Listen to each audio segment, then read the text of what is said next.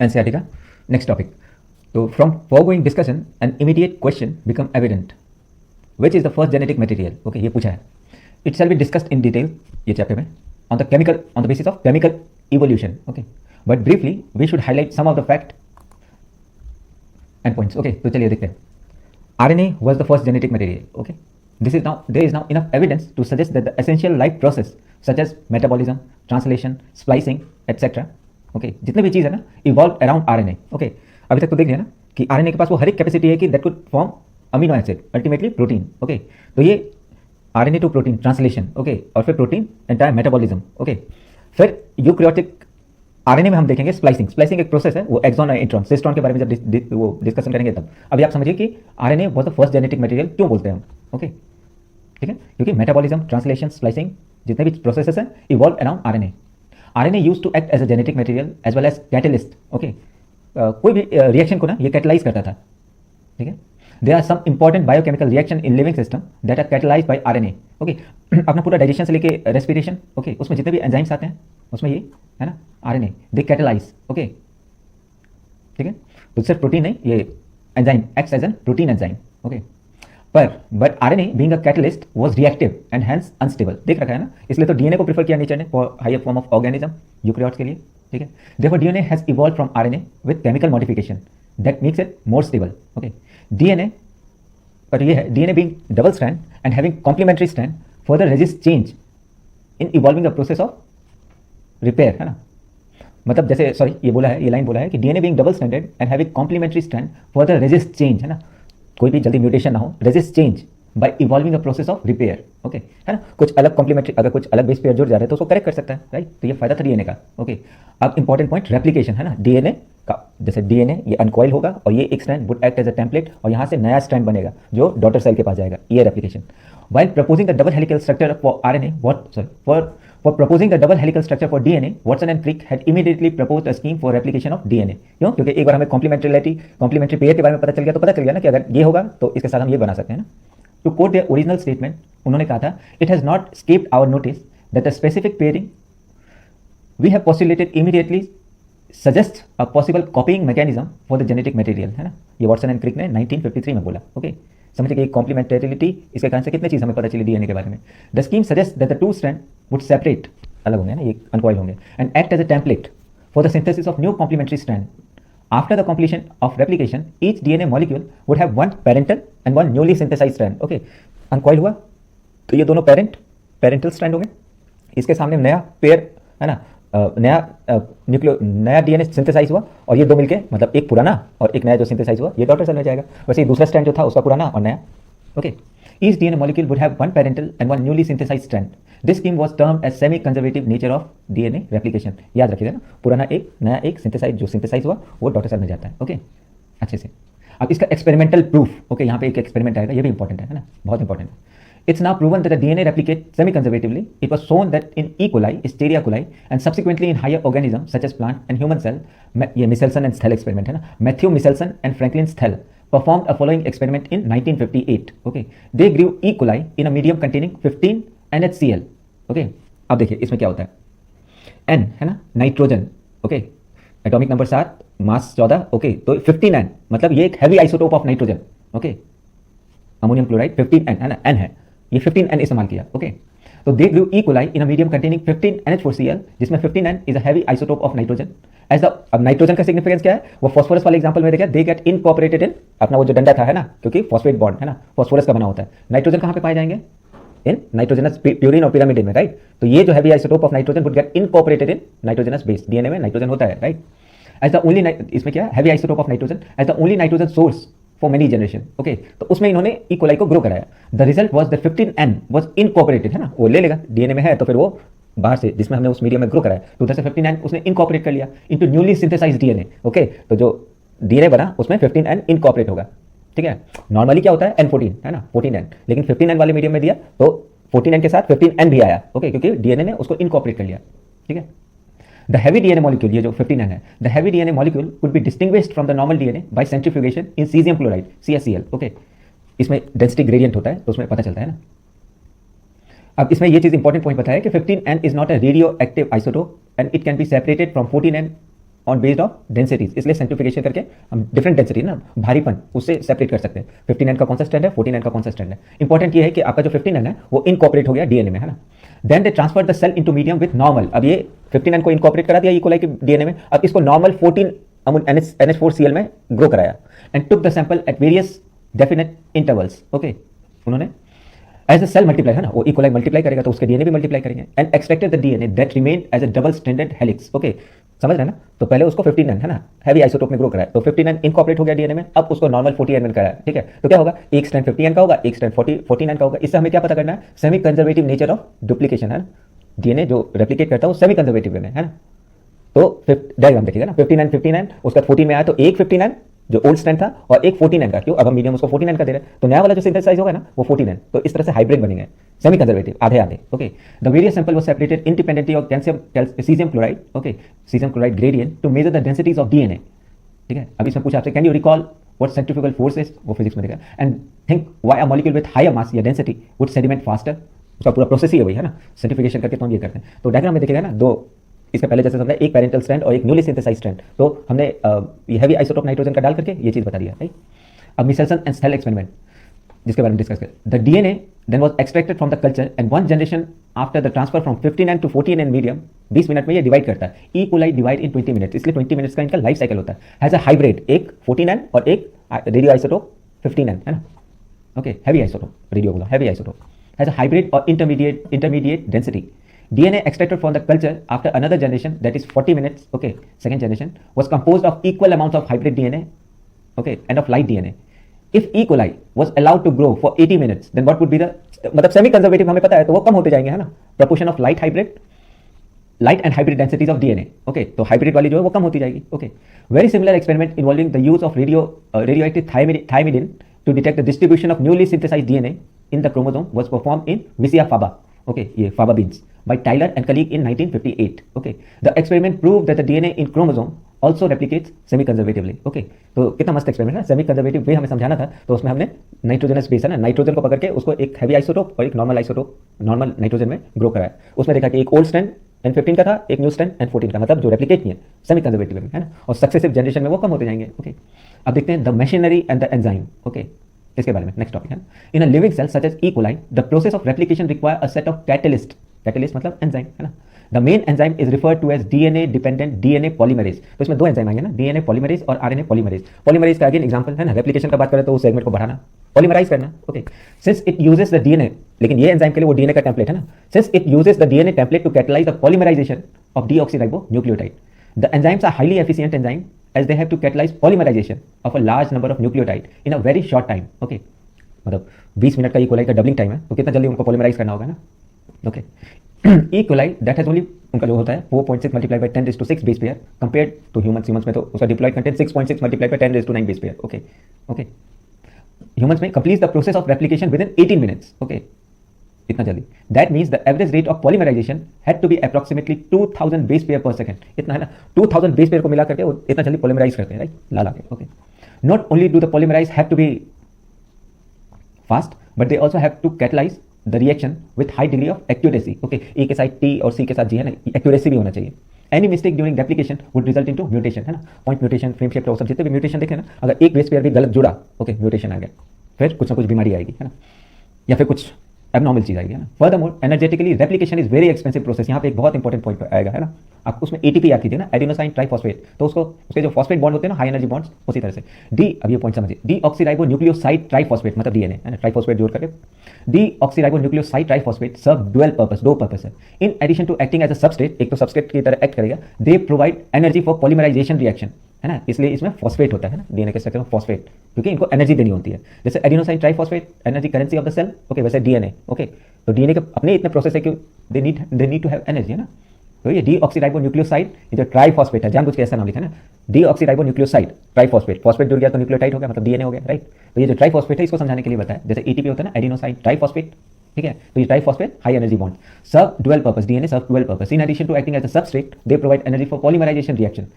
These two terminal phosphate, इसका diagram में जो लास्ट के जो फॉस्फेट है, in deoxyribonucleoside triphosphate are high energy phosphate, same is in the case of ATP, ठीक है, तो ये भी पॉइंट इंपॉर्टेंट है।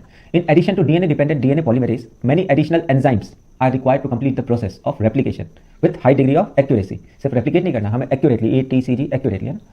For long DNA molecule, since the two strand of DNA cannot be separated in its कितना बड़ा होता है ना, in its entire length due to very high energy requirement, the replication occurs within a small opening of DNA helix. Okay, ये helix ना open होगा एक जगह पे, okay, एक जगह, क्यों? क्योंकि पूरा खोलने में बहुत ज़्यादा एनर्जी चाहिए। Referred to as a replication fork. Again diagram, replication fork. Okay, the DNA dependent DNA polymerase, याद रखें, DNA polymerase is DNA dependent. Okay, DNA dependent DNA polymerase catalyze polymerization only in one direction, that is 5 prime to 3 prime. बहुत बहुत important. Okay, कि जब polymerisation reaction होता है उसका एक ओरिएंटेशन होता है, उसकी एक डायरेक्शन होती है जो होती है 5 प्राइम टू 3 प्राइम। ओके, और नंबर में उल्टा 5 प्राइम टू 3 प्राइम। तो एंटी पैरेलल स्ट्रैंड होते हैं ना, तो किस स्ट्रैंड पे काम करेंगे? जिसकी ओरिएंटेशन होगी 3 प्राइम टू 5 प्राइम, तभी तो दूसरे साइड में बनाएंगे ना 5 प्राइम टू 3 प्राइम। ओके, तो याद रखिएगा DNA dependent DNA polymerase catalyze polymerization only in one direction, that is 5 prime to 3 prime. This creates some additional complication as at the replication fork. Okay, replication fork जो बनता है ना, consequently one of the strand of the template DNA template with a polarity of 3 prime to 5 prime, तभी तो opposite में बनेगा है ना। The replication is continuous, तो वो डायग्राम में देखिए एक जगह पे continuously synthesize होगा, while on the other template the polarity is 5 prime to 3 prime. Okay, तो इसमें नहीं होगा, it's discontinuous, छोटे छोटे टुकड़े में बनेंगे। ओके, ठीक है, डायग्राम बहुत अच्छे से। ओके, this discontinuity जो छोटे छोटे जो बन रहे हैं, synthesise fragment are later joined by the enzyme DNA ligase sellotape जोड़ने वाला। ओके, जो छोटे छोटे सेगमेंट को जोड़ देता है। The DNA polymerase on their own can not initiate the process of replication. Also the replication does not initiate randomly at any place, है ना। उसका एक जगह है ना, वो बायोटेक में ORI पढ़ा था ना, ओरिजिन ऑफ रेप्लिकेशन, उसको याद कीजिए, है ना। The DNA polymerase on their own can not initiate the process of replication.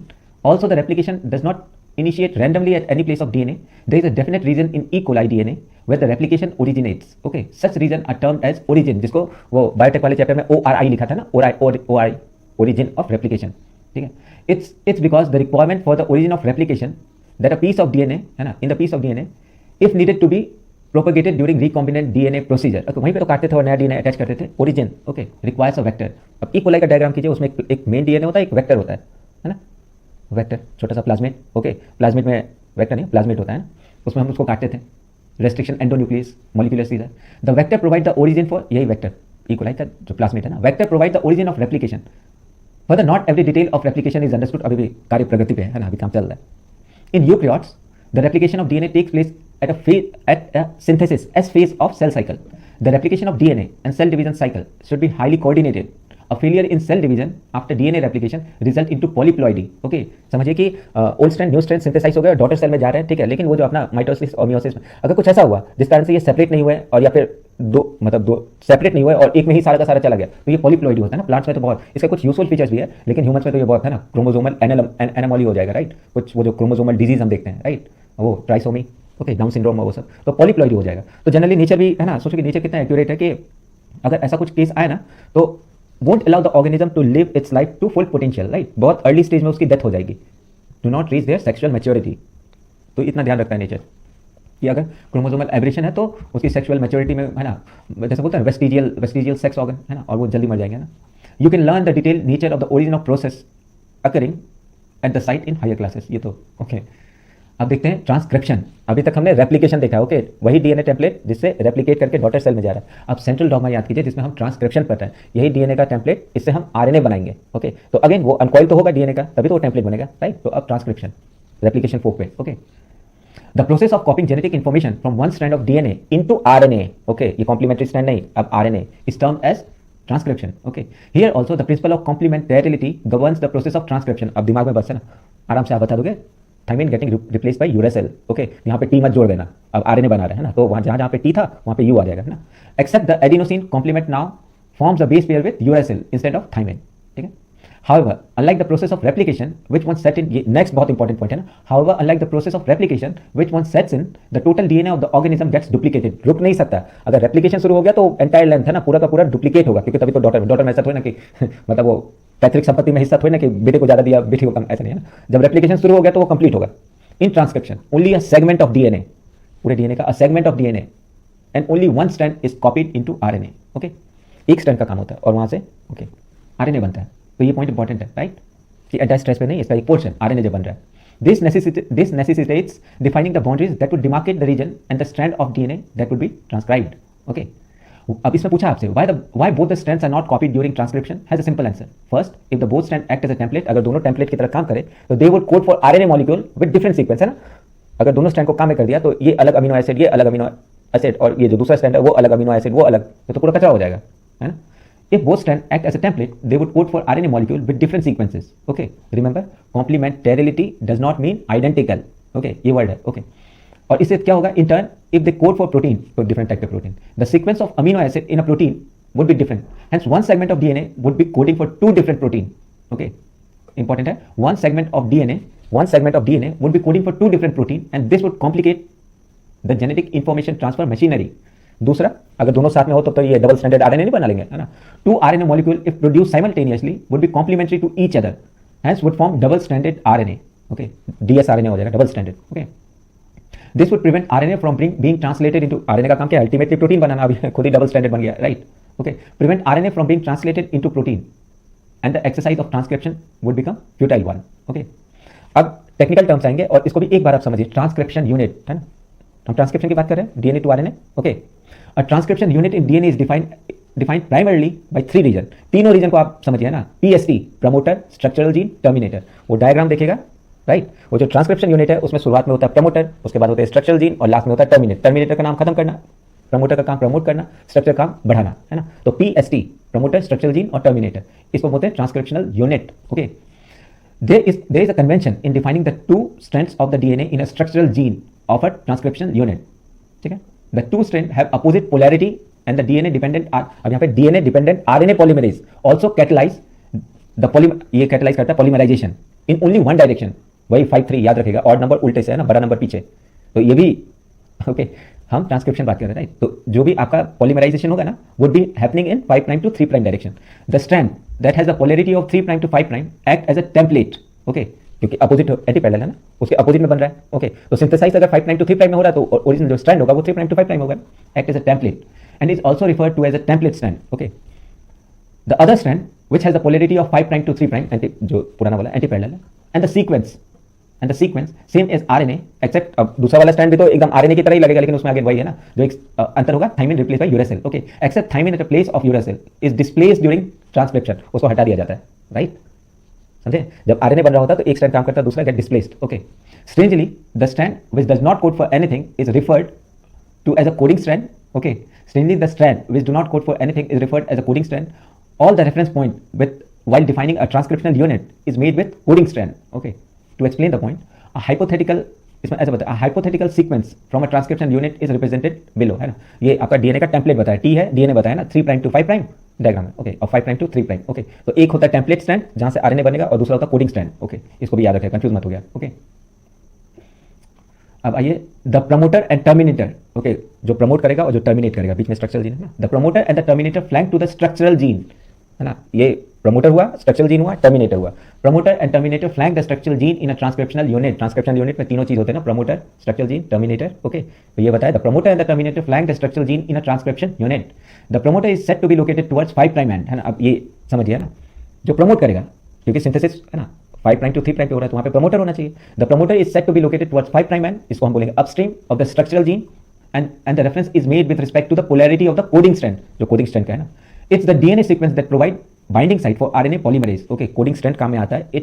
It's a DNA sequence that provides the binding site for RNA polymerase, and it is the presence of promoter in the promoter का importance है ना. ये आपका the presence of promoter in the transcription unit that also defines the template and coding strand. Okay, by switching its position with terminator, जो last का part है. Okay, the definition of coding and template strand could be reversed. Okay, इसको interchangeably हम बोल सकते हैं. The terminator is located, है ना, promoter अगर 5' end पे है तो terminator would be at 3' end. Okay, वो upstream था तो ये downstream of the coding strand and is usually defined at the end of process of transcription. Okay, figure. There are additional regulatory sequences that may be present further upstream or downstream to the promoter region. Okay, some of the properties of sequence shall be discussed while dealing with regulation of gene expression. मतलब lack operon में उसमें आई gene जो आएगा ना, diagram देखिएगा, आपका जो structural gene है ZYA, आई होगा आपका इंड्यूसर, वो देखेंगे लैक ऑपरेंट जब डिस्कस करेंगे, राइट. अब देखते हैं transcription unit and the gene. Okay, transcription unit जिसमें आपका प्रमोटर, स्ट्रक्चरल जीन, टर्मिनेटर, इसको एक जीन भी तो बोल सकते हैं. A gene is defined as a functional unit of inheritance, though there is no ambiguity that the gene are located on DNA. DNA पे तो जीन होते हैं. It's difficult to literally define a gene in terms of DNA sequence. The DNA sequence coding for tRNA है ना, अब यहाँ पे भी 3 RNA देख रखा है, मतलब उसमें डिस्कशन वाले पार्ट में इन सब के नाम जानिए ना। एक होता है ट्रांसफर आरएनए, इसको बोलते हैं स्मॉल टी लिखते हैं tRNA। एक होता है राइबोसोमल आरएनए, इसको rRNA कहते हैं।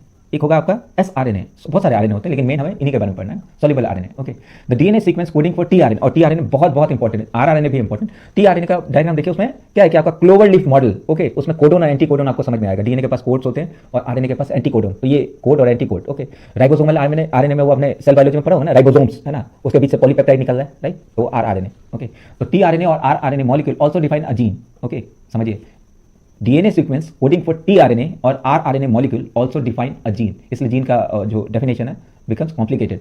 However bye defining a cistron, अब सिस्ट्रॉन है ना वो सेगमेंट डीएनए का जो किसी पॉलीपेप्टाइड चेन को बनाता हो, उसको सिस्ट्रॉन कहते हैं, राइट, सिस्ट्रॉन का definition. Okay, by defining a cistron as a segment of DNA coding for a polypeptide, cistron का डेफिनेशन मिल गया, segment of DNA coding for a polypeptide. The structural gene in a transcription unit should be said as monocistronic. Okay, monocistronic eukaryotes में पाए जाते हैं, polycistronic mostly in bacterial prokaryotes. Cistron का मतलब समझ गया है ना, DNA that codes for a polypeptide. Okay, cistron. Mono, ऐसा नहीं कि मोनो तो सिंपल है ना, मतलब बाहर में ऐसे बहुत रिवर्स होंगे ना, मोनोसिस्ट्रॉनिक यूकैरियोट्स के लिए, पॉलीसिस्ट्रॉनिक बैक्टीरियल प्रोकैरियोट्स के लिए।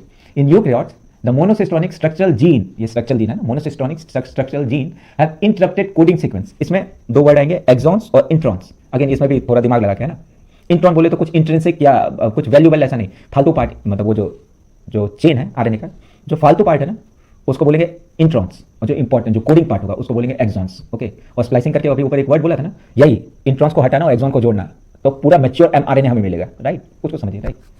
तो ये मोनोसिस्ट्रॉनिक और polycistronic. Okay, the gene in eukaryotes are split. Okay, पूरा वापस से पढ़ते हैं, the monocistronic structural gene have interrupted coding sequence by exon intron. The gene in eukaryote are split. Okay, इसी को स्प्लाइसिंग।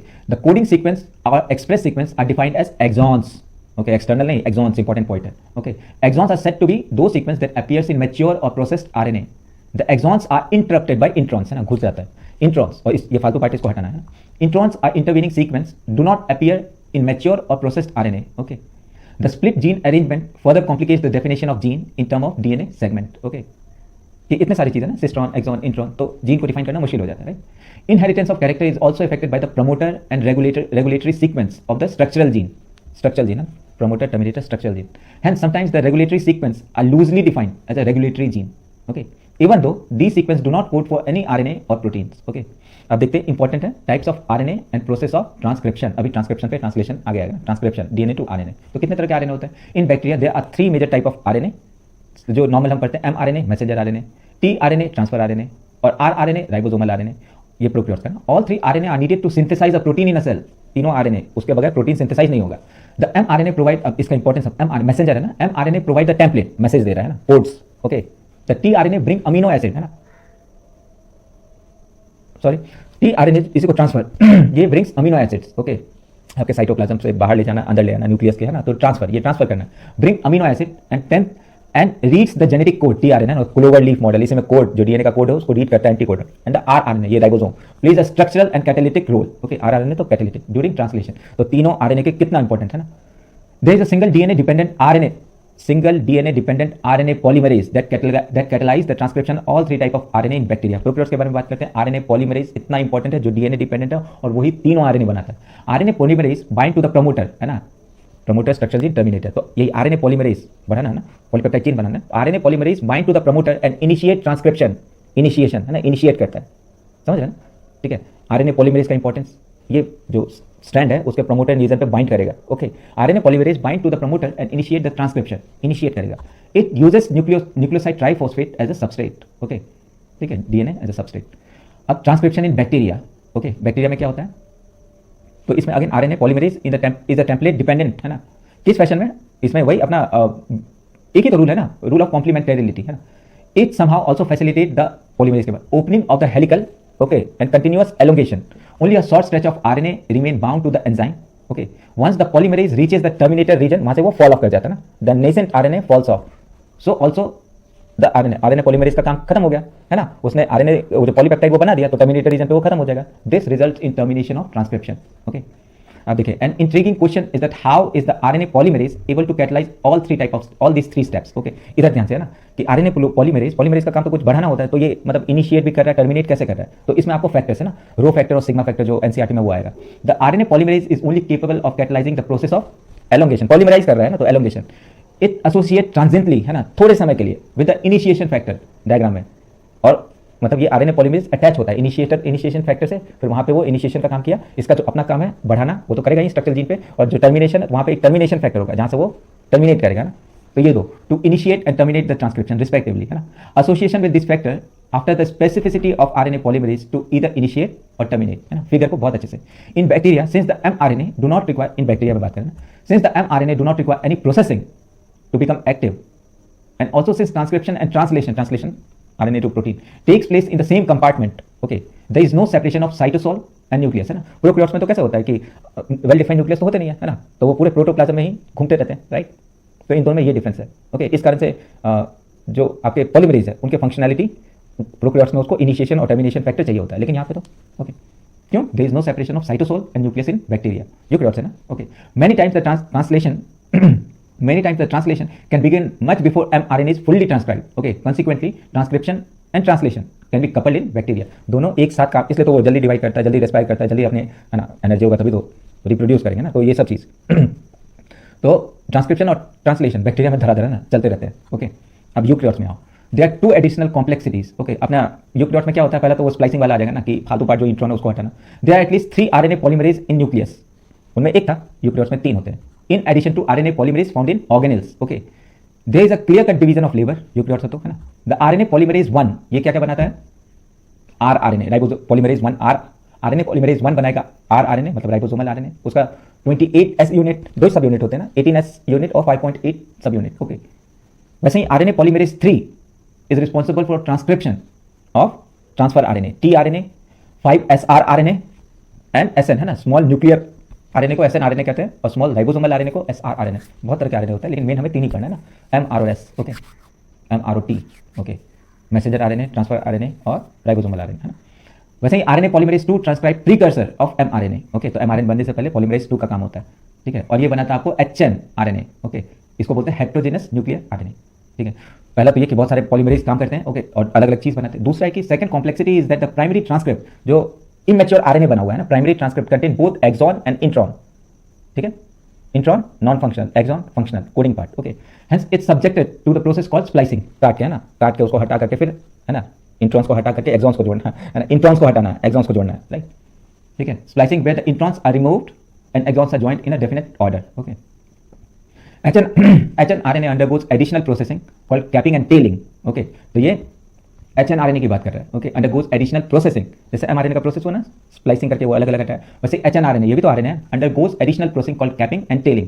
कैपिंग में क्या होता है, in capping an unusual nucleotide जिसको बोलेंगे methyl guanosine triphosphate is added to the 5 prime end of HN RNA, और tailing में क्या होता है, adenylate residue, okay, are added at 3 prime end in the template independent manner. तो एक तरह से आप समझिए कि इसमें ज़्यादा डिटेल में तो दिया नहीं है, और maybe in higher classes we would know the importance of HN RNA, okay, लेकिन सिलेबस में है तो रट जाइए, okay. It's a fully processed HN RNA now called mRNA, okay.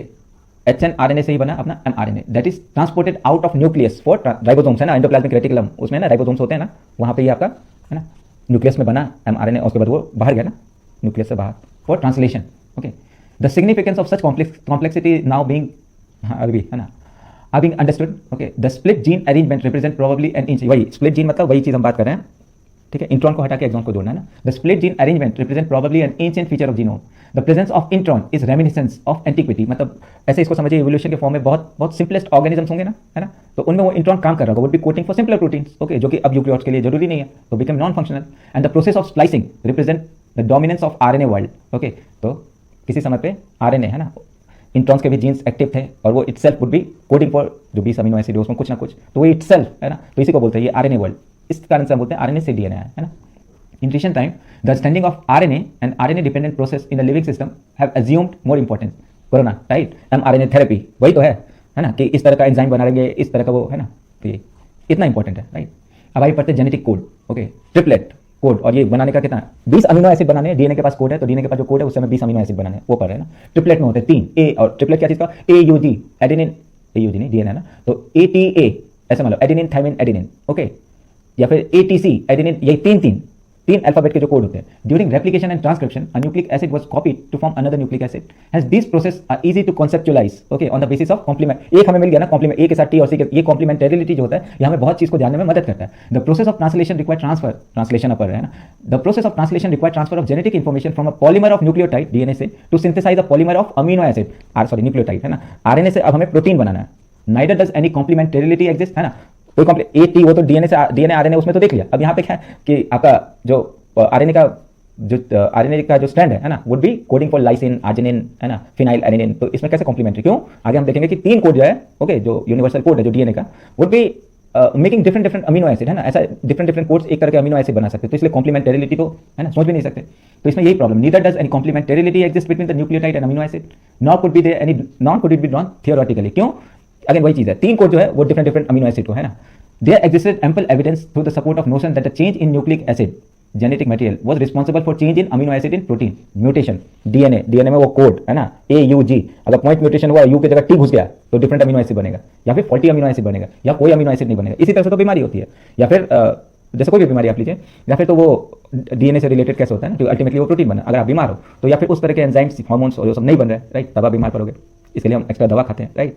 या फिर जो भी हार्मोन बन रहे हैं वो लेस, है ना, नॉट इन सफिशिएंट अमाउंट, तो ऊपर से हम एंजाइम्स लेते हैं, ओके. और कुछ है कि कुछ बन ही नहीं रहा है, तो फिर वो लाइफ लॉन्ग डिजीज हो जाती है ना. रिलेट कीजिएगा, राइट. डीएनए किस तरह से डिपेंडेंट है अपने प्रोटीन, एंजाइम्स, हार्मोन्स, है ना. This lead to the proposition of genetic code that could direct the sequence of amino acid during synthesis of proteins, okay. If determining the biochemical nature of genetic material and the structure of DNA were very exciting, the proposition and deciphering of genetic code were most challenging. Okay, पहले तो यही पर तीन है ना, तीन code कैसे आए, ओके, और 64 कोड ही कैसे होते हैं, तो इतना पिन पॉइंटली स्पेसिफिकली कैसे हम आए.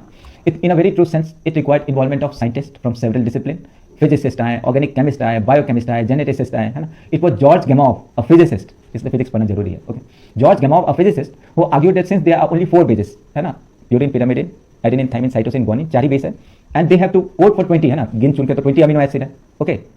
The code should constitute a combination of basis, है ना, जो कोड है उसमें बेसिस, नाइट्रो मतलब AUG, GUG ऐसे बोलते हैं ना, यूरेसिल क्यों है, जी मतलब आप समझो ATC या CTG, है ना, ऐसे ये जो कोड है डीएनए की बात करें इसलिए यूरेसिल मत इंक्लूड कर दिया, ये कोड जो है. He suggested in order to code for all the 20 amino acid the code should be made up of 3 nucleotide, okay. This was a very bold proposition because in permutation combination, ठीक है, 4:3, okay, 4:4:16, 16:4:64, 4 चौक 16, 16 चौक 64, है ना, 4:3. तो ये permutation combination के through ये pin पॉइंटली बोल सकते हैं सिर्फ 64 कोड्स होते हैं, वो जनरेट 64 कोडोन, डीएनए के पास 64 codon, generating many more codon than required. क्यों, क्योंकि इस्तेमाल अमीनो एसिड बनाने के लिए सिर्फ 61 यूज हो रहे थे, तो 3 एक्स्ट्रा कोड करके आ रहे हैं ना.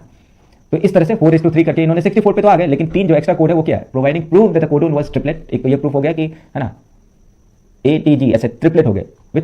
अब क्या, the chemical method develop by Hargobind Khorana, Indian भाई साहब, was instrumental in synthesizing RNA molecule with a defined combination of bases, okay, homopolymer, क्योंकि अल्टीमेटली उन्होंने क्या सिंथेसाइज किया, आरएनए फ्रॉम डीएनए, है ना, ये कोड से RNA, okay, homopolymer and copolymer. Marshall Nirenberg cell free system for protein synthesis finally helped him to code, और इन्होंने डिसाइफर किया ना, code to be deciphered, okay. तो खुराना साहब ने डीएनए से आरएनए का कोड, और वहां से आपके न्यूरेनबर्ग ने प्रोटीन, ओके.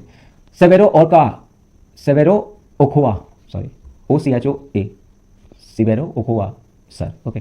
ये इन्होंने एक एंजाइम है ना, Severo Ochoa enzyme polynucleotide phosphorylase was also helpful in polymerising RNA with defined sequence in a template, है ना, in a template in an independent manner. तो एंजाइमेटिक सिंथेसिस ऑफ आरएनए इन्होंने किया. Finally a checker board for genetic code was prepared, okay. वो जो board है उसको अच्छे से देखिएगा, यहाँ पे ए, है ना, TCG ऐसे करके पूरा लिखा जा रहा है, और ये जो राइट हैंड साइड में ट्रिपलेट बनाना ना, ए देश मल्टीप्लाई बाय देश मल्टीप्लाई बाय देश, है ना, तो इधर वाला एक ब्लॉक में ATCG लिखा जा रहा है, राइट.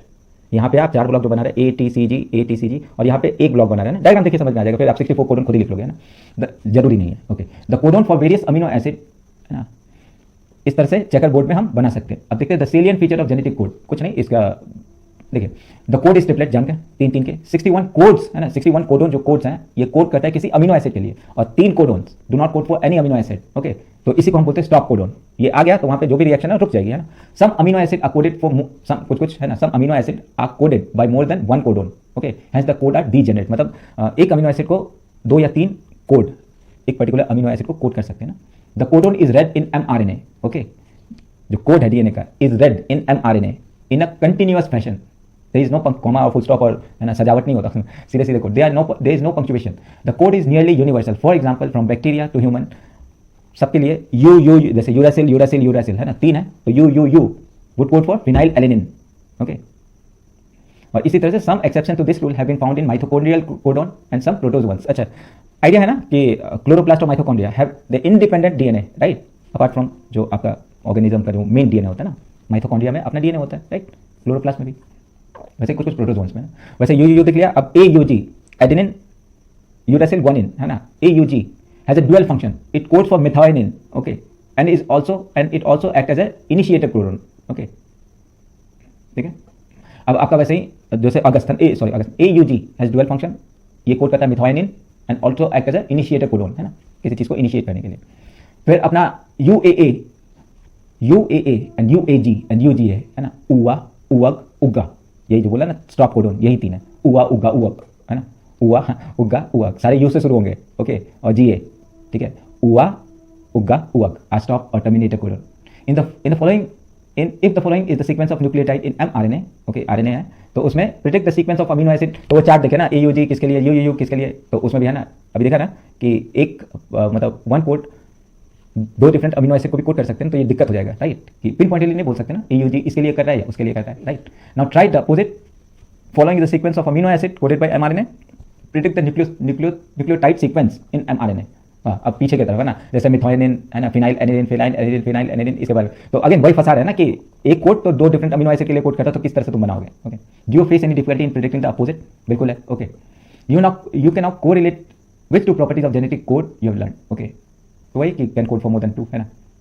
अब आइए देखते हैं नेक्स्ट टॉपिक अपना, mutation and genetic code, okay. तो इसमें the relationship between gene and DNA are best understood by mutation studies, okay.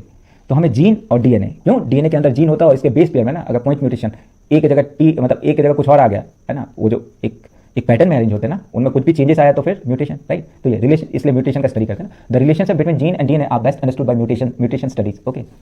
तो हमने लिखा हुआ है ना, you have studied about mutation and its effect in chapter 4, effect of large deletion and rearrangement in a segment of DNA are easy to comprehend, है ना। Frame shift हो गया है ना, ये सब तो आसान है, मतलब देखना कि भाई रिवर्स हो गया, ये हो गया, लेकिन पॉइंट पे अगर हो ना, किसी पॉइंट पे it may result in loss और गेन ऑफ अ जीन, अगर जीन उड़ गया तो उसके फंक्शन भी उड़ गया। The effect of point mutation, एक बेस पेयर पे कुछ गड़बड़ हुआ, उसके बारे में हम डिस्कस करेंगे। A classical example of point mutation is the change of single base pair in the gene for beta globulin chain that results in change in amino acid residue glutamate to valine. याद कीजिए किसका example है ना, glutamate की जगह वेलिनिन बन रहा है, okay. It results in a disease called sickle cell anaemia, कितना इंपॉर्टेंट डिजीज है ना। इफेक्ट ऑफ ये पॉइंट म्यूटेशन से सिकल सेल, एक सोचो कि एक है ना, एक बेस पेयर में दिक्कत है तो भाई साहब sickle cell anaemia. Effect of point mutation, effect of point mutation that insert or deletes a base in a structural gene can be better understood by the following simple example. Consider a statement that is made up of the following word, है ना। अच्छा example दिया, बहुत प्यार से explain किया इन्होंने, Ram has red cap, है ना, और एक भी कोई वर्ड आ जाए, है ना, मतलब म्यूटेशन एक भी वर्ड आ जाए तो ये जो इसका राम हैज रेड कैप है ना, राम के पास एक लाल रंग की कैप है, ओके। अब देखो एक वर्ड आ जाता है तो मीनिंगलेस हो जाता है, तो यही बताने का कोशिश किया कि अगर आपके डीएनए में ये सीक्वेंस चल रहा है, एक छोटा सा म्यूटेशन आया तो है ना, कुछ मतलब ही नहीं निकलेगा। अब इसमें बताया if we insert a letter B in between has, okay, तो क्या हो जाएगा, तो B in between has and red and rearrange the statement, it would read as follow, Ram has BREDCAP, है ना, घुस गया तो शिफ्ट हो गया। Similarly if in now insert 2, अगर 2 बेस पेयर में अगर चेंजेस आया एट द सेम प्लेस से अगर BI लगा दिया तो राम हैज रेड कैप हो जाएगा, राम हैज BIREDCAP, ओके। देखिए उसको, now we insert 3 letter all together, जैसे BIG ये इंसर्ट किया, तो अब ये स्टेटमेंट क्या रीड करेगा, Ram has big red cap, okay. तो ओरिजिनल स्टेटमेंट क्या था और ये क्या बन गया, ये भी मीनिंगफुल बना, लेकिन वो नहीं जो हमें चाहिए था। Same exercise can be repeated by deleting the letters RED।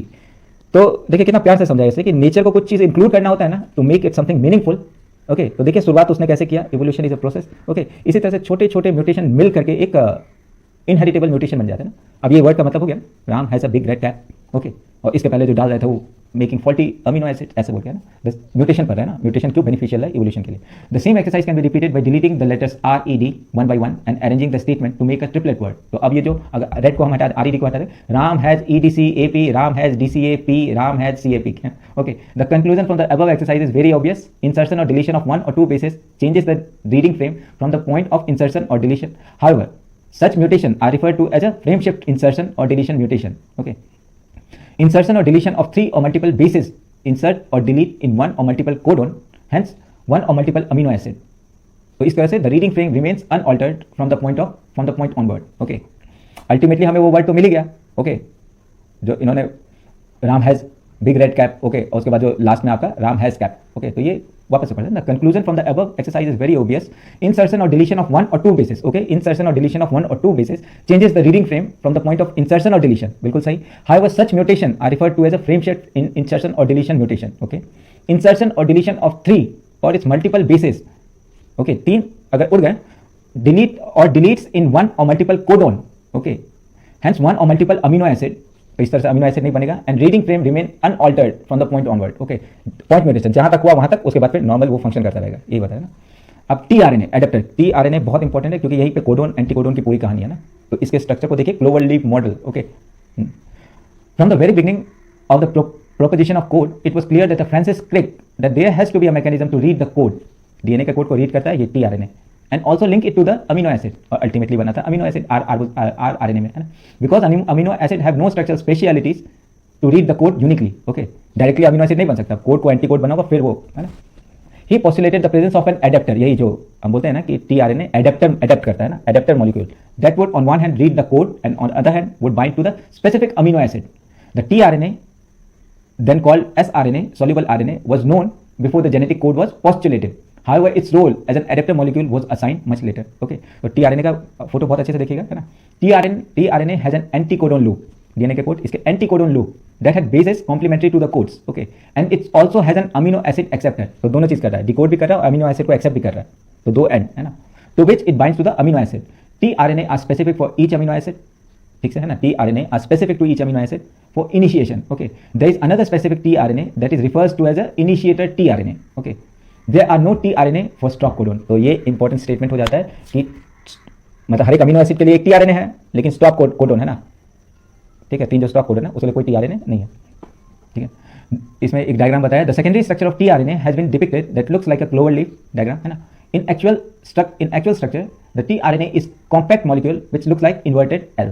Okay, अब हम देखेंगे translation. Okay, final part of central dogma, RNA to protein.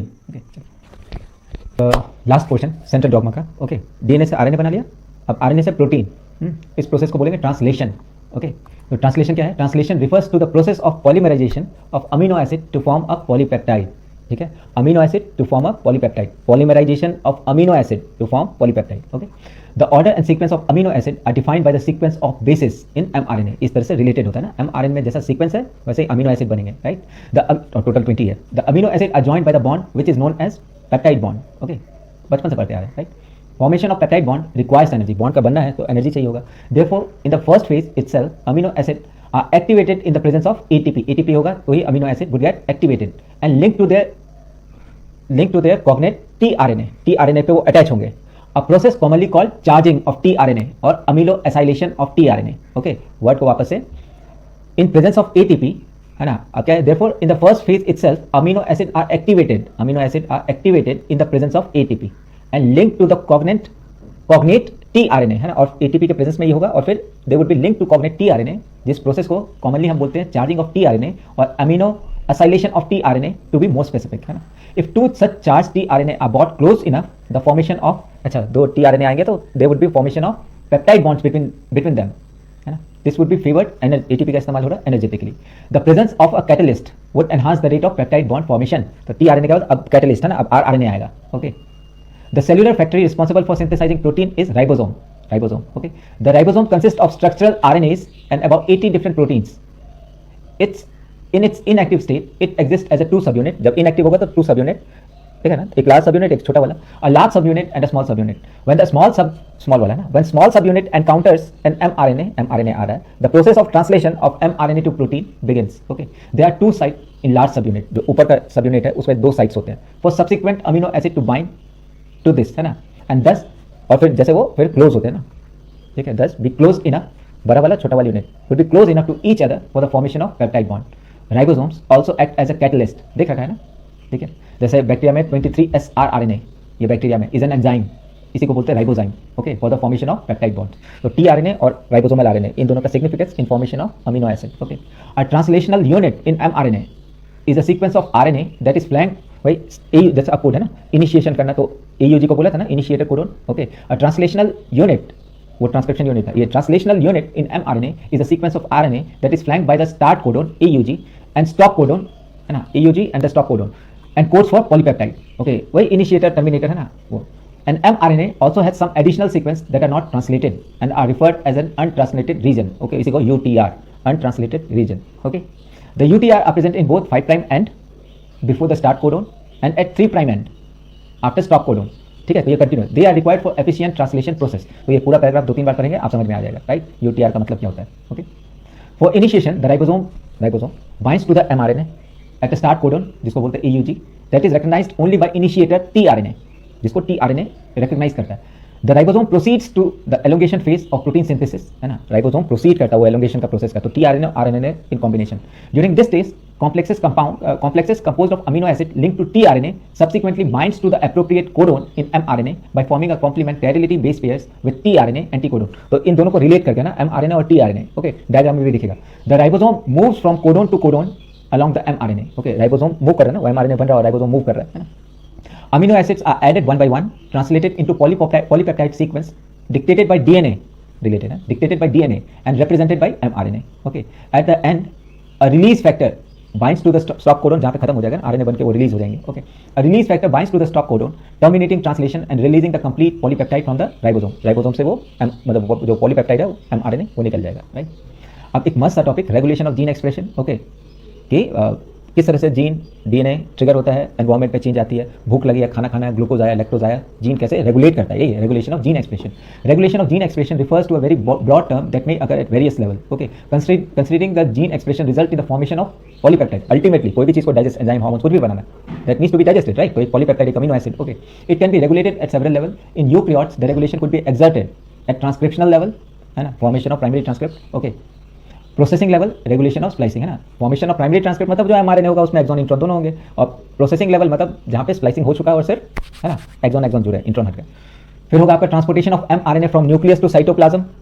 ठीक है, तो यूकैरियोट्स में तो हर एक ऑर्गेनेल काम कर रहे हैं ना, ठीक है। mRNA न्यूक्लियस के अंदर बना, उसको ट्रांसफर किया हमने एंडोप्लाज्मिक रेटिकुलम में, राइबोसोम्स होते हैं, right, to cytoplasm transitional level। Okay, the gene in a cell are expressed to perform a particular function or a set of function। For example, if an enzyme called beta galactosidase, like operand की बात कर रहे हैं, समझिए इसको। For example, if an enzyme, एक enzyme है called beta galactosidase is synthesized by E. coli उसको बना रहा है, it's used to catalyze, उसका काम क्या है, वो एंजाइम बन रहा है तो इसका काम है catalyze the hydrolysis, तोड़ना of a disaccharide lactose, यही लैक ऑपेरान है ना।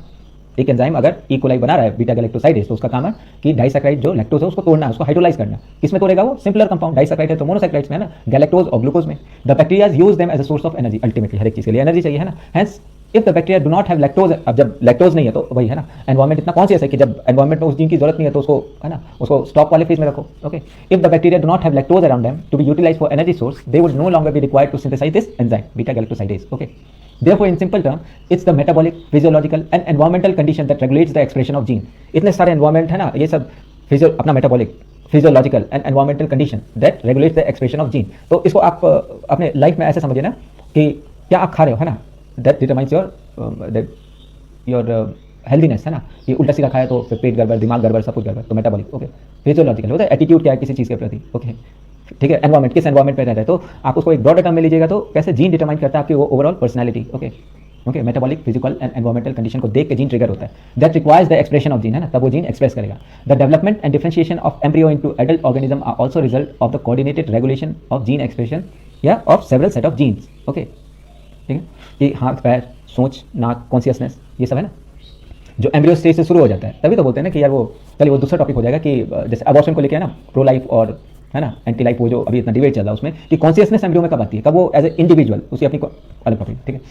इन prokaryotes control of rate of transcriptional initiation is the predominant site for the control of gene expression in a transcription unit. Okay, transcription unit, okay, उसमें promoter, structural gene, terminator. Transcriptional unit, the activity of RNA polymerase at a given, polymerase है ना, dependent होता है वो, polymerase at a given promoter is in turn regulated by interaction with necessary proteins। okay, तो individually काम नहीं करता, उसके साथ उसको नेसेसरी प्रोटीन्स भी चाहिए, which affect the ability to recognize start site, है ना, प्रोकैरियोट्स की बात कर रहे हैं तो जहाँ पे स्टार्ट साइट होगा, यहाँ से मुझे इनिशिएट करना है। Okay, these regulatory protein can also act both positively, जो एक्टिवेट करेगा उस साइट को, या नेगेटिवली, जो रिप्रेस करेगा। ठीक है, इस वाले में रिप्रेसर वाला वो दिखते हैं ना, वो साइट आरएनए का, जहाँ पे या अभी देखा ना इसमें कि वो इनएक्टिव स्टेज में रहता है, मतलब वो रिप्रेस स्टेज में रहता है। तो जब लैक्टोज आएगा तो उसको हमें एक्टिवेट करना होगा। The accessibility of promoter region of prokaryotic DNA in many case is regulated by interaction of protein with sequence term as a operator.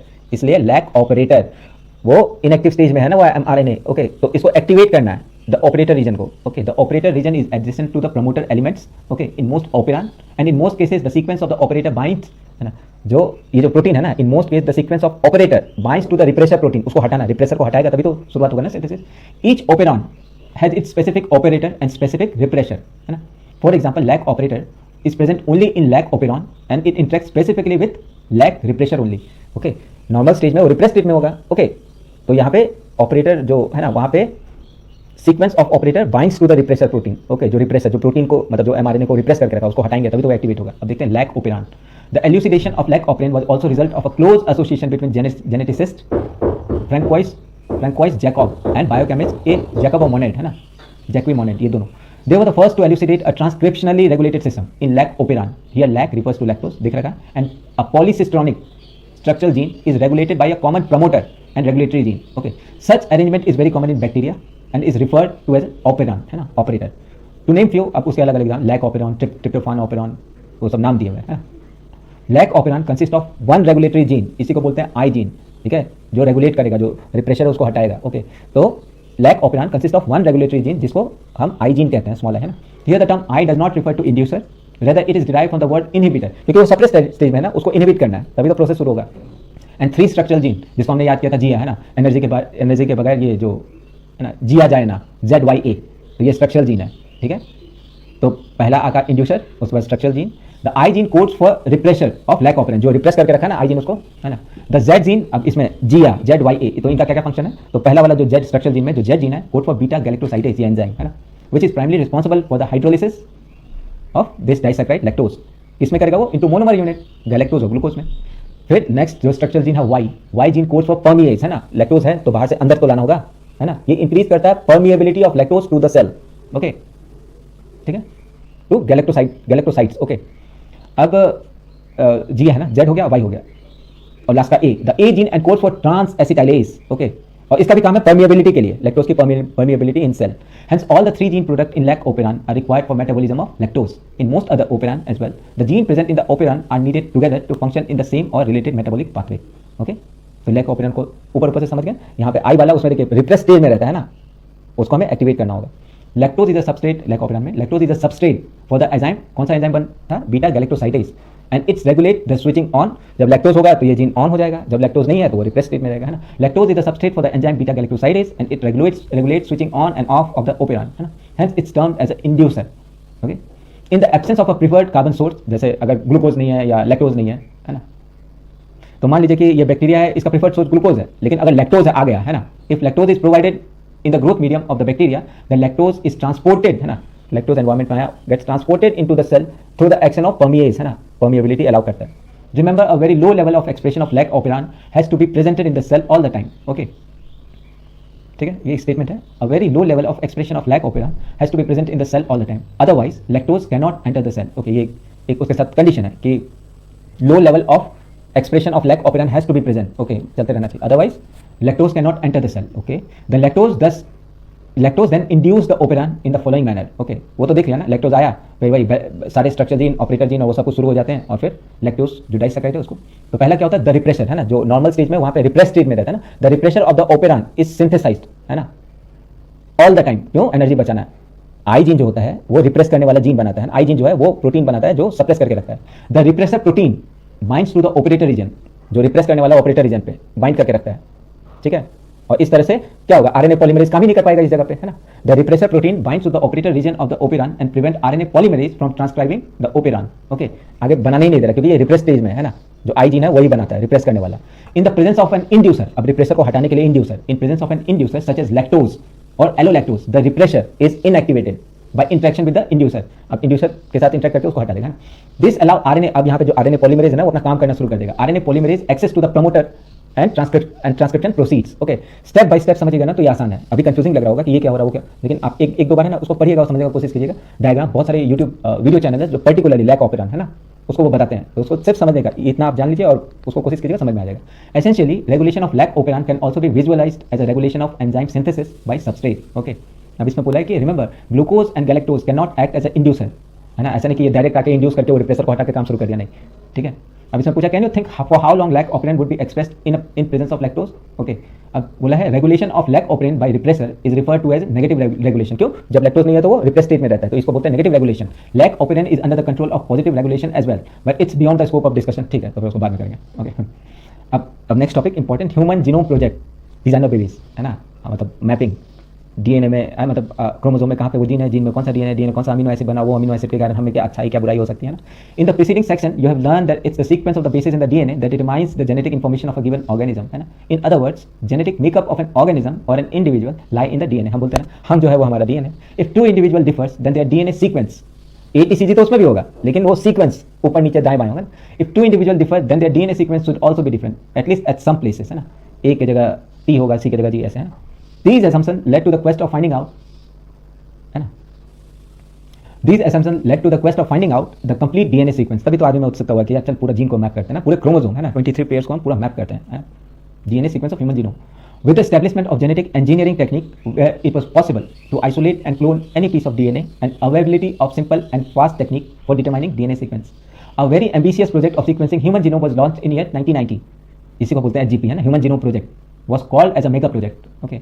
Now you can imagine the magnitude and the requirement for the project if we simply define the aim of the project as follow, है ना. अब aim क्या था human genome project का? Human genome is said to have approximately 3 × 10⁹ base pair, and if the cost of sequencing required is $3 per base pair, the estimated cost, जो शुरुआत किया ना नए में तो वैसे in the beginning, the total estimated cost of the project would be approximately $9 billion.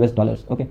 Further, और अब क्या है कि अब तो मतलब फॉरेन में क्लिनिक्स खुल गए हैं ना, तो सोचिए शुरुआत में कितना $9 बिलियन, और अब क्या है कि यूएस में हर एक जगह पे ना क्लिनिक खुले हुए हैं जेनेटिक मैप के लिए, तो इतना चीप हो गया, है ना. Further, if the obtain sequence were to be stored in a type of books and if a page of the book contain 1000 letters and each book contained 1000 pages, then 3300 such books would be required to store the information of DNA sequence from the single human cell. Okay, तो अभी पता नहीं आपको जैसे terabyte और ये सब है ना, तो ह्यूमन सेल को are being used as a storage organ, है ना. जैसे जो बाइनरी कोड है 0101, है ना, तो वैसे ही कुछ रिलेट कीजिए, हमारे पास भी तो 4 ही कोड है ना, ATCG. ओके, तो एक सेल में समझो कि जैसे अभी ये पूरा जो कहानी बता रहा है ना कि 3300 बुक चाहिए होते हैं, नहीं, अब एक सेल के अंदर हम कितना डेटा को स्टोर कर सकते हैं. ओके, वहाँ पे 01 डिजिटल में 0101 है, और यहाँ पे एडेनिन थाइमिन साइटोसिन ग्वानिन, तो डीएनए, है ना, जब नेचर स्टोर कर रहा है तो भाई हम भी घुसेड़ देते हैं. The enormous amount of data expected to be generated also necessitated the use of high speed computational devices for data storage and retrieval, है ना. उसको स्टोर किया, डेटा को एनालाइज करेंगे तभी तो. Human genome project was closely associated with rapid development of new area in biology called bioinformatics. Okay, अब goal क्या था ह्यूमन जीनोम प्रोजेक्ट का? Some of the important goal of human genome project were like, पहला तो identify all approximately 20,000 to 25,000 genes in human DNA. दूसरा था determine the sequence of 3 billion chemical base pair that makes up human DNA, store this information in database, है ना. इसका तभी तो हमें, है ना, जैसे डिजाइनर मेडिसिन में तो जीन को मैप किया, फिर बोला कि ये जीन फॉल्टी प्रोटीन बता रहा है ना, तो फिर जीन थेरेपी शुरू हो गया. तो इसी तरह से ना improve tool for data analysis. ठीक है, फिर एक इसका इंपॉर्टेंट है transfer related technologies to other sectors such as, जो भी डिफरेंट इंडस्ट्रीज है, राइट, उसमें. फिर एक इसका इंपॉर्टेंट जो आप देखोगे ना, ये जो डिजाइनर बेबी, उसके साथ कितना बड़ा एथिकल कंसर्न है. हमारे बीच में कंपटीशन इसलिए क्योंकि वी यूटिलाइज, है ना, आईक्यू तो लगभग सेम ही होता है, वी यूटिलाइज आवर ना सेंस ऑफ कंपटीशन इसलिए होता है कि वी परफॉर्म, है ना, परफॉर्मेंस होता है टू बेटर देन अदर्स, है ना. अब मान लीजिए एक यूनिफॉर्म जैसे रोबोट्स, राइट, उनका काम एक ही तरह का होगा, तो there would be no competition. ठीक है, और अगर कंपटीशन नहीं है, कोई मोटिवेशन नहीं है, कुछ अचीव करने का नहीं है, तो फिर लाइफ इज बोरिंग, राइट. फिर तो लाइफ रहने का ही कोई मतलब नहीं होगा ना. एक एम होना चाहिए, तभी तो एक रीजन होता है सुबह उठने का, है ना, कि मेरा ये एम है. ओके, एमलेस रहेंगे तो फिर तो उठने का भी मन नहीं करेगा ना, तो बस सोते रहो डिप्रेशन में. ओके, तो एक ये ह्यूमन जीनोम का है कि वो address ethical, legal and social issue. क्यों? क्योंकि वो चाइना वाले ने जो अपनी बेटी है ना, वो सफरिंग फ्रॉम एड्स, और उसे अपने बच्चे चाहिए थे, तो उसने वो जीन मैनिपुलेशन किया ना, क्रिस्पर जीन टेक्नोलॉजी, ये भी आगे आएगा, है ना, उसके थ्रू उसने 2 डिजाइनर बेबी बना दिया. ओके, और उसमें क्या क्या बेनिफिट देती कि वो स्पोर्ट्समैनशिप, गाना अच्छा, उसमें वो बहुत सारे, है ना, ये एथिकल कंसर्न आ जाते हैं कि क्या हम एक जो नेचर देता है ना, nature allows us through evolution है कि इसको सर्वाइव करना नहीं कराना, राइट, वो डिसाइड करता है. अगर ये डिसीजन हम अपने हाथ में ले लें, ओके, अभी कैसे we are prolonging, okay, somehow prolonging the life span, है ना, ऑफ ह्यूमंस. पहले कैसे था कि जब वॉर होता था 30 was like maximum age limit for someone to survive, और अभी कैसे हैज इंक्रीज टू 70, और कुछ तो 100 के ऊपर. ओके, तो बहुत सारे इश्यूज होते हैं ना, ethical, legal and social issue. तो इसी को ELSI बोलते हैं ना, that may arise from the project. अब देखते हैं, human genome project was a 13-year project coordinated by US Department of Energy and National Institute of Health, इन दोनों ने मिलकर during the early years of human genome project the Wellcome Trust of UK, US और UK, okay, became a major partner. Additional contribution came from Japan, France, Germany, China and others. Okay, तो ठीक है, science से मतलब it really hurts that we have been able to do anything compare to science, है ना. हम आध्यात्मिक चीज़ में तो बहुत अच्छा है ना, हम साहित्य बहुत अच्छा लिखते हैं वो सब, लेकिन कुछ साइंटिफिक डिस्कवरी में हमारा बहुत कम कंट्रीब्यूशन है ना. वो सोचिए चंद्रशेखर जी और वो सब जो सीवी रमन और वो सब ना, why aren't we producing such kind of scientist now. Okay, तो चाइना वो सब देखो ना, चाइना इतना ओवर पावर, यूएस को भी है ना, वो चिप इंडस्ट्री और ये सब में कितना आगे. ओके, और चाइनीज नहीं, वो डिजाइनर भी बना दिया. The project was completed in 2003. Knowledge about the effect of DNA variation among individual can lead to revolutionary new ways to diagnose, है ना, यही बीमारी, treat and someday prevent thousands of disease, है ना. क्यों? क्योंकि हमें सीक्वेंस पता है. Another challenging task was assigning the genetic and physical map on the genome. ये बता रहा है कि क्या क्या मुसीबत आई थी. This was generated using information on polymorphism. polymorphism, चलिए ये भी इंपॉर्टेंट है ना. एक व्यक्ति, एक पर्सनैलिटी दूसरे पर्सनैलिटी से डिफरेंट क्यों है, इसको पॉलीमॉर्फिज्म कहते हैं ना, अलग क्यों है. ठीक है, अब इसमें भी मस्त चीज़ आएगा कि 99.9% हम और जो मेरे साथ दोस्त होगा, भाई होगा ना, we share the same DNA 99.9, है ना. वो डिटॉल का देखते हैं ना, किल्स ऑलमोस्ट 99.9. तो 0.1% जो चेंज है ना, इसी को बोलते हैं पॉलीमॉर्फिज्म. ओके, और हमारे क्रोमोसोम में ना, ठीक है, एक साइट होता है जिसको हम बोलते हैं सैटेलाइट डीएनए. सैटेलाइट डीएनए में क्या होता है, ATCG ऐसे रिपीटिशन ऑफ दिस न्यूक्लियोटाइड, यही इंडिविजुअलिटी देते हैं. बस अभी इतना समझिए, आपको पॉलीमॉर्फिज्म समझ में आएगा. ठीक है, और आगे पता चलेगा डीएनए फिंगरप्रिंटिंग में बाप से बेटे में ये ट्रांसफर होता है. ओके, तो जैसे हम डीएनए फिंगरप्रिंटिंग या कुछ भी करते हैं ना, पैटर्निटी टेस्ट या फॉरेंसिक साइंस में, तो यही सैटेलाइट डीएनए, ये जो रिपीटिंग यूनिट है, ओके, यही ट्रांसफर होता है. ऊपर समझ के आप देखते हैं. This was generated using information on polymorphism of restriction endo, क्योंकि डीएनए को काटने के लिए वही molecular scissor, restriction endonuclease, recognition site, specific जगह पे काटता था ना, बायोटेक में देखा था. And some repetitive DNA sequence known as microsatellite. ठीक है, जहां पे रिपीटेटिव सेगमेंट ऑफ डीएनए होगा बेस पेयर्स के.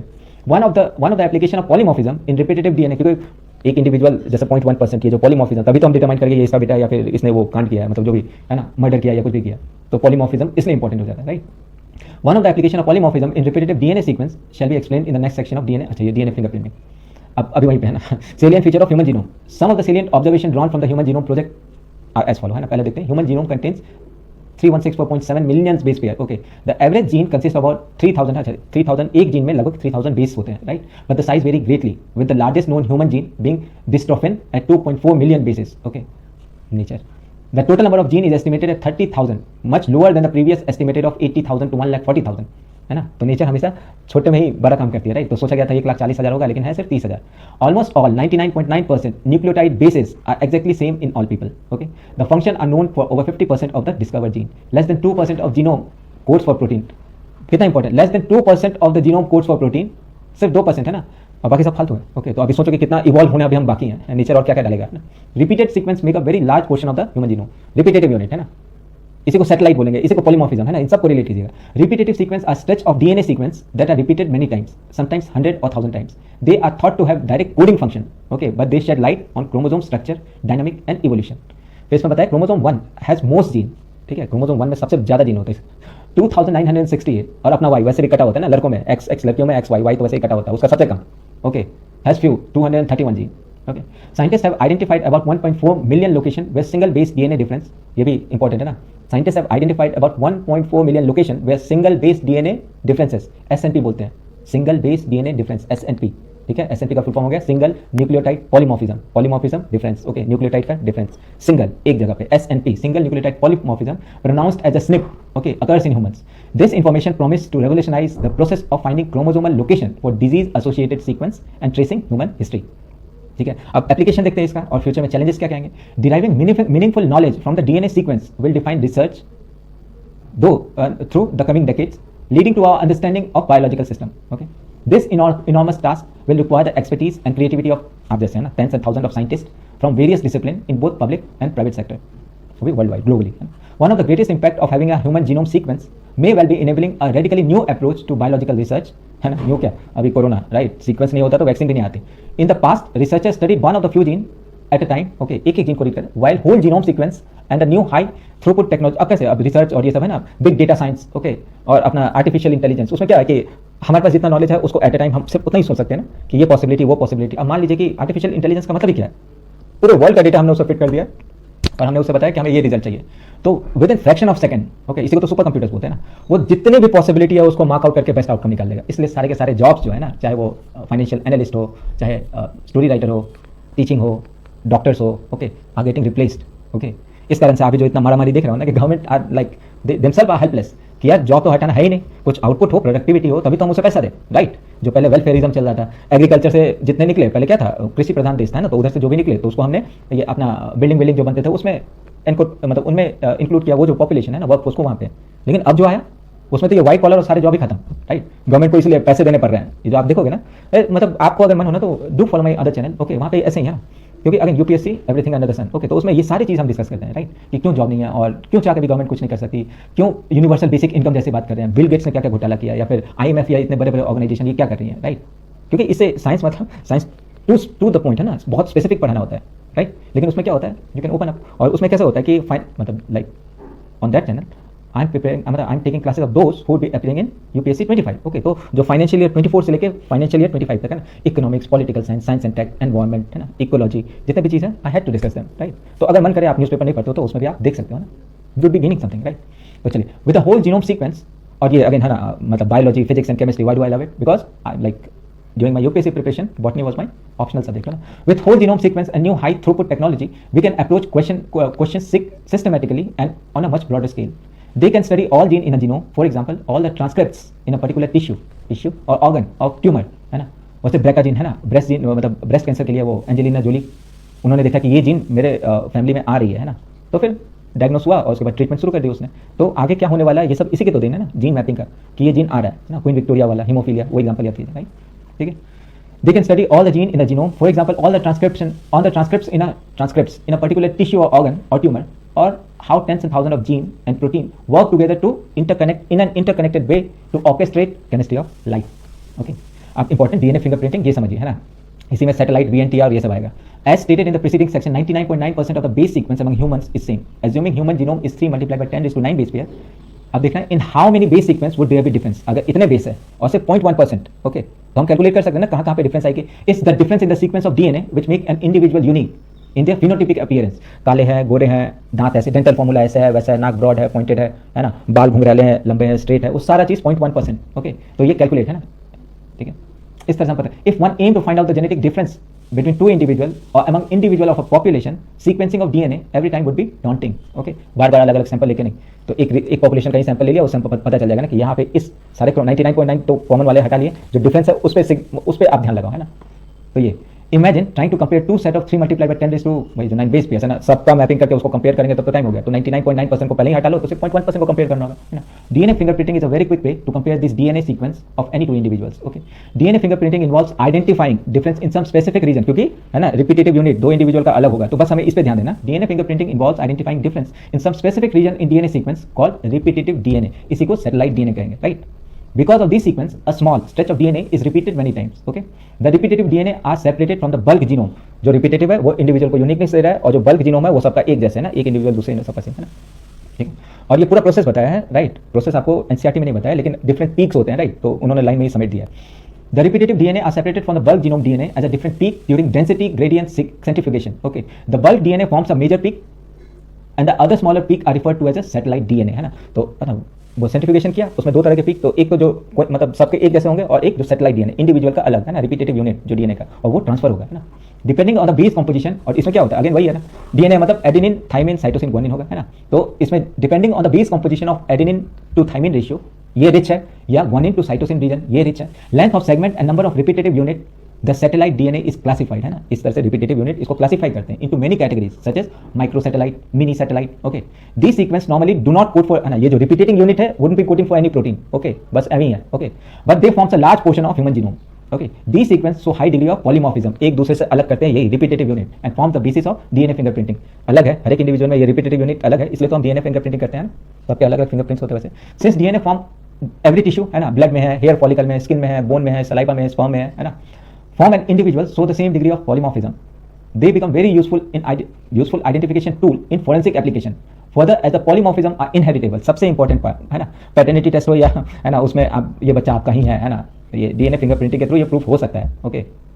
कहीं चोरी हुआ, ब्लड सैंपल, स्पर्म सैंपल या फिर कुछ भी ऐसे मिला, तो वो डिस्कशन में बताया ना कि सस्पेक्ट का DNA एनालाइज करते हैं और विक्टिम का, राइट। तो वो जो बेंच बनते हैं ना, है ना, तो मान लो कि 3 सस्पेक्ट को लिया है, तो एक सस्पेक्ट का ना वो मैच कर जाएगा, ठीक है, वो मैच कर जाएगा, मतलब ब्लड सैंपल से हम मिला के बोल सकते हैं कि इसके चाकू पे या उसके शर्ट पे जो डीएनए का वो मिला और ये मैच कर गया। पैटर्निटी टेस्ट, इसमें हमने देखा पॉलीमॉर्फिज्म गेट इनहेरिटेबल, है ना, कोई बंदा बोला कि नहीं ये मेरा बच्चा नहीं है, राइट, तो आगे डीएनए फिंगरप्रिंटिंग करेंगे, वो दोनों बैंड मैच कर जाएंगे। ओके, तो ये पॉलीमॉर्फिज्म का इंपॉर्टेंस है।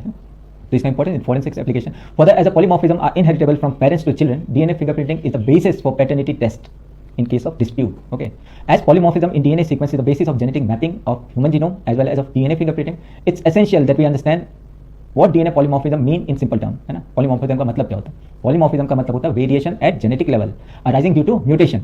ओके, म्यूटेशन के कारण पॉलीमॉर्फिज्म आता है। रिकॉल, क्योंकि वो जीन में हमने अलील्स पढ़ा था ना, आंख कलर के लिए दो, है ना, एक ब्लू, रेड, ब्राउन, ब्लैक, है ना, अलील्स, तो म्यूटेशन हुआ तभी तो अलील बने, जीन तो आता ही है, अलील बने ना। Recall different kind of mutation and the effect you have already studied in chapter 4 and in the preceding section in this chapter. New mutation में arise in an individual either in the somatic cell, body cell पे, और in the germ cell, मतलब germ cell, okay, egg में या sperm में, तो sperm में और एग में जो हुआ would get transmitted. germ cell में cell that generate gametes in sexually reproducing organism. If the germ cell mutation does not seriously या फिर तो germ cell में जल्दी म्यूटेशन होता नहीं, अगर हो गया तो या फिर तो बच्चा पैदा करने की कैपेसिटी खत्म कर देगा। ओके, जैसे वो जितने भी सिंड्रोमिक में पढ़ते हैं ना, वेस्टिजियल ऑर्गन बनते हैं, वेस्टिजियल मतलब सेकेंडरी सेक्स ऑर्गन उल्टे सीधे बनते हैं। If a germ cell mutation does not seriously impair individual ability to have offspring which can transmit, तो फिर they would get transmitted to other member of the population through sexual reproduction. Okay, इसी को अलील बोलते हैं, है ना, ठीक है। अलील का डेफिनेशन, एक जीन के दो अलील और आगे जाके मल्टीपल अलील होते हैं, है ना। तो ये allele sequence variation has traditionally been described as DNA polymorphism, है ना, अलील को ही बोलते हैं ना, दो अलग तरह के, एक जीन के दो अलील मतलब polymorphism. If more than one variant या एक अलील of a locus occur in human population with a frequency greater than 0.01, in a simple term, if the inheritable mutation is observed in a population at a higher frequency, it is referred to as a DNA polymorphism. The probability of such variation to be observed in a non-coding, ultimately non-repetitive unit व non-coding, है ना, non-coding DNA sequence would be higher, ठीक है, as mutation in the sequence may not have immediate impact on individual reproductive ability. Okay, तो शायद कहने का मतलब ये है कि पॉलीमॉर्फिज्म जरूरी नहीं है कि वो would get transmitted. ओके, नहीं, इसका मतलब क्या होगा? The probability of such variation to be observed in a non coding, अच्छा नॉन कोडिंग का बात कर रहे हैं जो कोई amino acid, the probability of such variation to be observed in a non coding DNA sequence would be higher. अच्छा, ये बता रहा है कि जो रिपीटेटिव यूनिट होते हैं वो नॉन कोडिंग होते हैं, ठीक है, तो उनमें ये म्यूटेशन होने की चांसेस कम होती है, right. Sequence would be higher as the mutation in this sequence may not have any immediate impact in individual reproductive ability. The mutation keep on accumulating generation after, अगर हो गया तो keeps on accumulating generation after generation and forms one of the basis of variability or polymorphism. This is a variety of different type of polymorphism ranging from single nucleotide change to a very large scale change, है ना। For evolution and speciation, okay, जैसे polymorphism बहुत high degree में हो रहा है तो उस पॉपुलेशन में जो उसकी जो पॉपुलेशन होगी ना, लाइक अफ्रीकन डिसेंट, है ना, या यूरोपियन डिसेंट, ओके, इसके बारे में बात कर रहे हैं कि अगर इस फ्रीक्वेंसी से ज़्यादा हुई तो एंटायर पॉपुलेशन, है ना, वो this would be showing this polymorphism. For evolution and speciation, है ना, अलग species, such polymorphism play a very important role and you will study this in detail in higher classes. Okay, तो tension लेने का नहीं, अभी जितना बताया बस उतना ही। The technique of DNA fingerprinting was initially developed by Alex Jeffrey. He used the satellite DNA repetitive unit as a probe that shows very high degree of polymorphism. It was also called VNTR, याद रखिएगा, VNTR को ही satellite DNA repetitive unit, non coding repetitive unit, है ना। VNTR का full form है variable number of tandem repeats, VNTR। The technique I used earlier involve Southern blot, वो पूरा चैप्टर है ना, वो हमने ऑनर्स में पढ़ा था, ये आपके इसमें इन्वॉल्व नहीं है ना। Southern blot hybridization using radio labelled VNTR as a pro. अब उसमें क्या होता है, फिंगरप्रिंटिंग का जो बेसिक प्रोसेस है पहला होगा, है ना, आइसोलेशन ऑफ डीएनए, फिर डाइजेशन मतलब उसको काटना थ्रू रेस्ट्रिक्शन एंडोन्यूक्लियस, फिर separation of DNA fragment by electrophoresis, वो जो है ना, वो पूरा का पूरा बायोटेक वाला चैप्टर है ना। ट्रांसफर, अब उसको नाइट्रोसेल्युलोज मेम्ब्रेन पे ना, transferring blotting of separated DNA fragment to the synthetic membrane, जैसे नाइट्रोसेल्युलोज और नाइलॉन। ओके, उसके बाद हाइब्रिडाइजेशन करना, कॉम्प्लीमेंटरिटी है तो VNTR है ना, वेरिएबल नंबर टेंडर रिपीट, उस प्रोब से हाइब्रिडाइजेशन यूजिंग लेबल्ड VNTR, और फिर अंत में वही final detection of hybridized DNA fragment by auto radiography, ठीक है। तो ये प्रोसेस होता है, लाइन में याद कर लीजिएगा। The VNTR belong to a class of satellite DNA, आगे VNTR कुछ नहीं है, satellite DNA repetitive unit, okay, referring to a mini satellite. A small DNA sequence is arranged randomly in many copy numbers. The copy numbers varies from chromosome to chromosome in an individual. Okay, the number of repeats show very high degree of polymorphism. Okay, as a result, the size of VNTR, variable number tandem repeats, varies in size from अलग अलग size 0.1 to 20 kb. Consequently, after hybridization with VNTR, अब यहाँ पे important है ना, hybridise कर रहे हैं सैंपल को with VNTR probe, the auto radiogram gave many bands, है ना। प्रोसेस को दो चार बार पढ़िएगा फिर पता चलेगा ये जो बैंड्स बन रहा है ना, जिसको हमें मैच कराना है, right. We auto radiogram give many bands of different sizes. These band give a characteristic pattern for individual DNA. It differs from individual to individual, है ना, सस्पेक्ट को पकड़ना, विक्टिम के साथ रिलेट करना है या फादर को रिलेट करना है उसके बेटे के साथ, है ना। From individual to individual in a population except in a case of monozygotic identical twins, तो ये एक्सेप्शन नहीं है ना कि एक ही जाइगोट से, ओके, मोनोजाइगोट से अगर दो बने तो, है ना, उनका डीएनए भी तो सेम होगा। The sensitivity of this technique has been increase by the use of polymerase chain, PCR, polymerase chain reaction, और everything is dependent on complementarity, है ना। RNA प्राइमर हो, आपका प्रोब हो, कुछ भी हो, तो बस कॉम्प्लीमेंट कराना उस सेगमेंट को। Okay, you will study about in this chapter 9. Consequently, DNA from a single cell is enough to perform DNA finger, है ना, एम्प्लीफिकेशन देखा था ना, एक सिंगल सेल से निकाला, उसको एम्प्लीफाई कर दिया, जितना मन उतना हम वो फ्रेगमेंट्स को निकाल सकते हैं ना। DNA from a single cell is enough to perform DNA fingerprinting, और इसी का एनालिसिस करने में। In addition to application in forensic science, it's much wider application such as determining the population and genetic diversities. Okay, Asian, African, Australian, वो जो है ना, ये जेनेटिक डाइवर्सिटीज, जैसे हम सब बोलते हैं ना कि हम सब अफ्रीका से उत्पत्ति हुआ ना, कुछ मिडल पार्ट ऑफ अफ्रीका, वहाँ से ही डिफरेंट पॉपुलेशन अलग अलग जगह पे गए है ना। जो ठंडे जगह पे गए वो नॉर्डिक, ओके, जो ओशन क्रॉस करके आए तो फिर अपने है ना न्यूजीलैंड, ऑस्ट्रेलिया, जो एशिया में रह गए अपने एशियंस, ओके, जो मंगोल्स और ये सब, तो उसके बारे में बात कर रहे हैं। डीएनए फिंगरप्रिंटिंग से हम ये सब जेनेटिक डाइवर्सिटीज, ओके, ये भी पता कर सकते हैं ना। तो ये पॉपुलेशन और जेनेटिक डाइवर्सिटीज, ये सब फील्ड है, ओके, इसमें इनके ऊपर स्टडी होती है। Currently, many different probes are used to generate DNA fingerprints. Okay, so this is how we complete our chapter. Okay, hopefully 1.5 hour में complete हो गया होगा, right? तो आप इसको बार-बार रिवाइज कीजिएगा, है ना। और मुझे भी पता है कि बहुत जगह पे मैं समझा नहीं पाया हूँ ना, तो कोई टेंशन नहीं।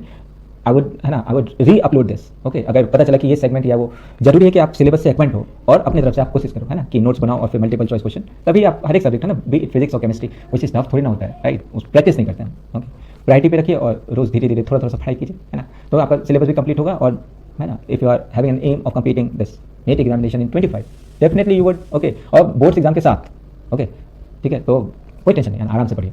ओके, थैंक्स फॉर वॉचिंग, और मिलते हैं। Next would be sexual reproduction in plants, okay, उसका भी वैसे ही, ओके। पहला would be explanatory part, okay, कोशिश करेंगे 1 घंटे में कंप्लीट, और 1 घंटा पूरा एनसीईआरटी, है ना, दिस इज, क्योंकि फिर 2 बार रिवीजन हो जाएगा ना आपका, तो at least something would get in your mind, okay.